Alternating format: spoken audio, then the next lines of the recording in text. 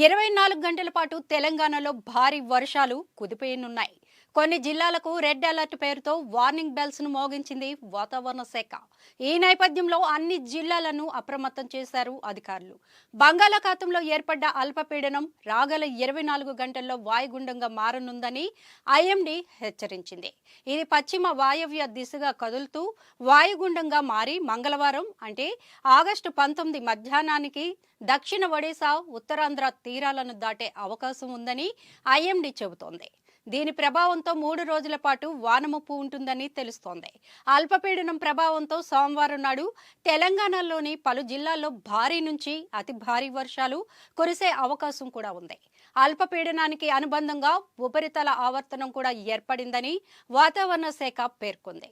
ముఖ్యంగా గద్వాల, మహబూబ్ నగర్, రంగారెడ్డి, సంగారెడ్డి, వికారాబాద్, వనపర్తి జిల్లాలో భారీ నుంచి అతి భారీ వర్షాలు కురుస్తాయని వాతావరణ శాఖ పేర్కొంది. వర్షాలకు తోడు భారీగా వరదలు కూడా వచ్చే అవకాశం ఉందని హెచ్చరికలు జారీ చేశారు అధికారులు. ఆయా జిల్లాలకు రెడ్ అలర్ట్ జారీ చేసింది వాతావరణ శాఖ. సోమవారం నాడు తెలంగాణలోని భద్రాద్రి కొత్తగూడెం, మహబూబాబాద్, ములుగు జిల్లాలకు రెడ్ అలర్ట్ ని జారీ చేశారు. ఆయా జిల్లాలో భారీ నుంచి అత్యంత భారీ వర్షాలు కురుస్తాయని అధికారులు హెచ్చరించారు. జయశంకర్ భూపాలపల్లి జిల్లాకు ఆరెంజ్ అలర్ట్ ని ప్రకటించారు. ఆ జిల్లాలో భారీ నుంచి అతి భారీ వర్షాలు కూడా కురుస్తాయన్నారు.